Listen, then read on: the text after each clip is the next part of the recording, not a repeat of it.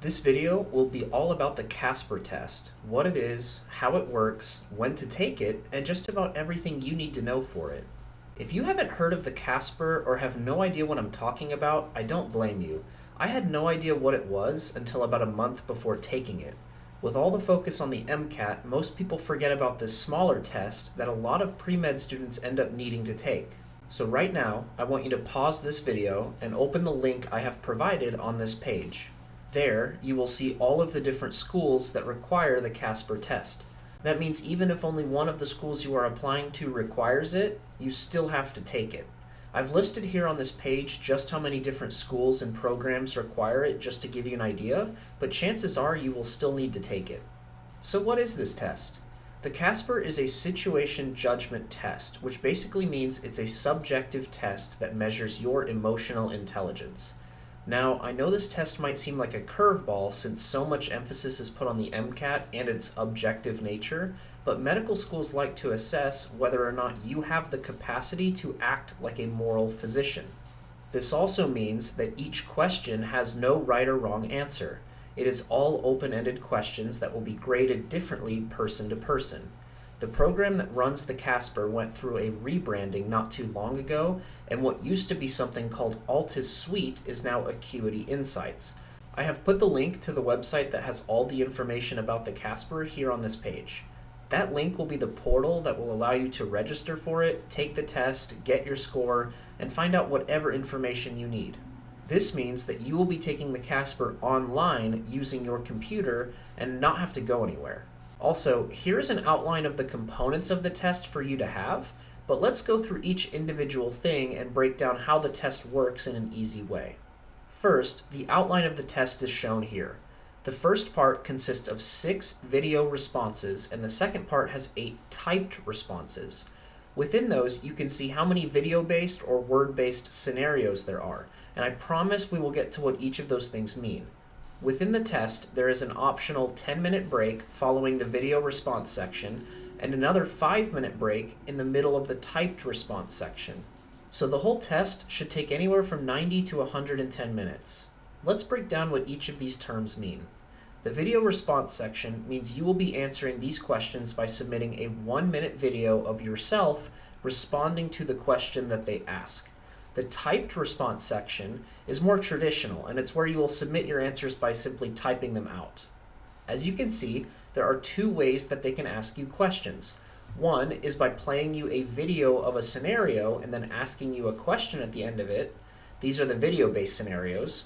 The other is simply just a written out scenario that you will have to read and answer, which are the word-based scenarios. Each scenario in the first section will have 2 questions attached to it. You will be given each question one at a time and will have 10 seconds to read the question and another 30 seconds to collect your thoughts. You will then record a 1-minute clip of yourself answering each question. So every time you finish a scenario, you should have recorded 2 different 1-minute clips of yourself answering 2 questions about it. Like I showed before, in this section there will be 4 scenarios that are shown to you in video format and 2 scenarios that are given to you written out. These will come at you in a random order, so don't expect to get all of the video ones first. Here's an example of what one of the written scenario questions may look like. Ignore that it says question 1 of 3 in the picture. That is incorrect. There will only be 2 questions per scenario. As you can see, there will be a timer at the top of your screen counting down from 60 seconds once you start to record yourself. Once it hits 0, it will just submit the video automatically, so try your best not to be in the middle of a sentence when it ends. If you look at the bottom right corner, you will see a little icon you can hit if you end up experiencing any technical difficulties while you are recording, and someone will be able to help you. At the bottom, you can also see what question you are on and how much further you have to go with the test. For the second section, each scenario will have 3 questions instead of 2. You will now be presented all 3 questions at the same time and will have 5 minutes to answer all 3 questions. Just to clarify, that does not mean that you will have 5 minutes per question, but 5 minutes to answer all 3 questions in a given scenario. Just like before, however, you will be given 30 seconds to read the question and collect your thoughts. Here's an example of what a video scenario might look like, since I haven't shown you that yet. Notice how there is a video playing with some skit going on, and at the top you are given the role of a coworker. This means you will be answering whatever 3 questions are asked about this video as if you were the coworker. There are some important things about the test that I do need to stress to you though. First and foremost, and this is the most important thing, you cannot replay any of the video scenarios. You have to be paying good attention during the videos that they play for you because you will not be able to go back and re-watch it once they ask you the questions. I remember that when I took my CASPer, I completely messed up one of the questions because I couldn't remember what exactly happened during the video. So pay close attention. You are allowed to take notes during the video scenarios if you think that would help, but you can't have any pre-written things with you. If you want to submit your answers early and move on, you can, but you won't get any extra time to answer the next scenario, so you might as well use the full time given to you. In fact, the group that runs the CASPer has done research on some of the test takers in the past few years and found that people who spend the full time answering the questions tended to do better on the test on average. Now, this last important thing might give you some stress, and I apologize, but I do have to tell you because it is important that you know ahead of time. And that is that you can only take the test one time. Unfortunately, this isn't like the MCAT that you can take again if you do poorly. You will only be allowed to take the test once, and it will only apply to the current application cycle. So if you decide to reapply the following cycle, you will have to take the CASPer once again for that cycle. To schedule a test day, you can just go back to this website again, and at the top of the page, click on where it says Dates and Fees. At the bottom, you should see a button that says Browse Test Dates and Times, which will start the process. You will have to select what country you are in, what kind of program you are applying to, and what schools you want the test results sent to. You'll then have to select a date that you want to take it, and it will show you all of the qualifying dates that you will need to take it based on where you are applying to. In terms of cost, the test itself will cost you around $85, which I know, yet another thing during the med school application process that charges you money. The base fee of $85 also covers the cost of sending the results to up to 7 of the schools you are applying to, though.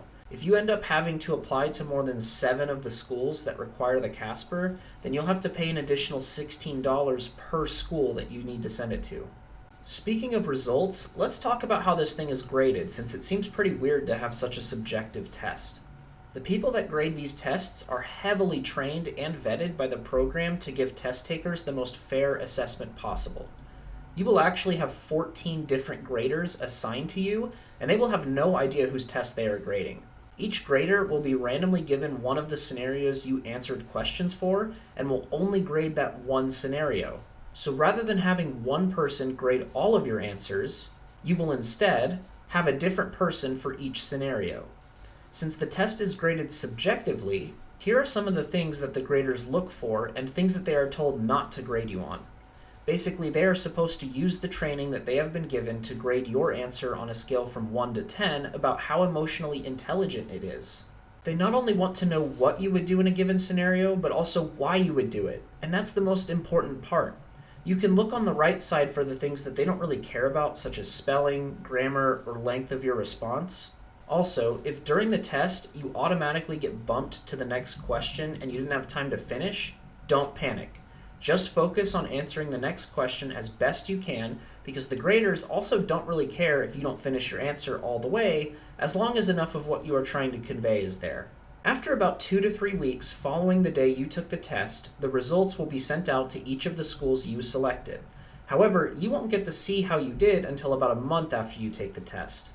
Another weird thing about the CASPer is while the schools will see exactly how you scored on it, you will only get to see your quartile score. So what is a quartile score?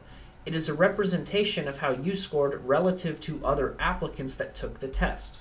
So for instance, if you scored better than 65% of other applicants, you would be placed in the second quartile. And when you get your score back, you will only get to see second quartile, while the school will see 65%.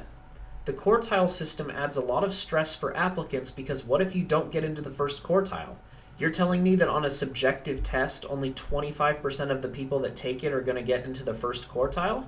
Well, there are actually a lot of things that they don't tell you about the CASPer process that I want to share with you after having found out for myself. They claim to only grade based on the 10 things you see here: collaboration, communication, empathy, equity, ethics, motivation, problem solving, professionalism, resilience, and self-awareness. However, There is more to the grade than just that. Ask yourself, does it really make sense to have scored a 95% or above on a subjective test? Like, how can you know to answer essentially an ethical dilemma so well to the point that 14 different people grade you at a 95% or above? No, it doesn't really. That's why scoring super high on the test might actually be a bad thing. While everyone might want to aim for the first quartile, what if I told you that the second or third quartiles were better to be in? When someone scores near perfect on the CASPer, it sometimes tells the school, oh, this person knows how to say things exactly how others want to hear it. So, he either doesn't actually mean what he says, or in some extreme cases, that means he has some sociopathic tendencies that allow him to make others like him. That can be a dangerous thing for med schools. So when someone scores near perfect on the CASPer, that doesn't necessarily mean they are in a better position than the ones who scored in a second or third quartile. Then obviously the fourth quartile is bad because it just means that you aren't the best at communicating what you would do in a given situation, or that you didn't really approach it with emotional intelligence. But is it the end of the world if you place into one of those quartiles? No, it's not. And let me stress that again, it's not. Please don't lose sleep over the CASPer test. I sure did. And to be honest, I didn't score very well. I was in the third quartile, but I have no idea what my actual score was. The weight that the CASPer holds in the overall application is very low, and it is becoming lower and lower each year. The only real thing it's good for is when schools are trying to pick between two different applicants that have virtually the same strengths. It is not worth losing sleep over if you don't do the best on this. Just make sure to try your best and then continue to focus on other parts of the application. Okay, here are some final tips for you regarding the CASPer. Should you prepare for it? Not really that much. See, the problem with over-preparing and practicing for the CASPer is that your answers will start to seem scripted or fake. Schools want to see what your genuine thought process in these scenarios would be. Now, that doesn't mean to not practice at all. Rather, I think you should take at least a few practice questions just to get an idea of how they will ask it and what an answer might look like. If you just go to YouTube and search for practice CASPer questions, there are tons of videos of people asking you a question and going through what an answer would look like. Again, don't spend hours and hours trying to ace this test because scoring near perfect might actually hurt you. You want your answers to be authentic and true to who you are. And for that reason, should this test stress you out? Like I said earlier, not at all. This test will be nowhere near as important as things like the MCAT, personal statement, resume, and many other parts of your application. You should try your best when you take it and take it seriously, but once you hit submit, just shrug your shoulders, tell yourself, okay, done with that part, and move on. Don't lose sleep over getting this score back. It's not worth it, although I know you might be a bit of a perfectionist, and that's why you're a med school applicant. Finally, since I know you are going to ask yourself how you can do well on this test, even though I'm over here telling you not to worry much about it, I'll tell you, be yourself and give real answers. That's it. Don't try to come up with this elaborate answer that Gandhi would have given in your place. Just answer the scenarios however you feel would best resolve the problem and why you think so. The biggest thing that the graders are looking for is not what you do, but why you would do it. If you can adequately explain your position and why it is your answer, they will respect it as a good answer. And that's it. We have come to the end of everything you will need to know about the CASPer going into it. If you have any further questions about the test, you can always go to the link that I shared in the earlier slides of this PowerPoint.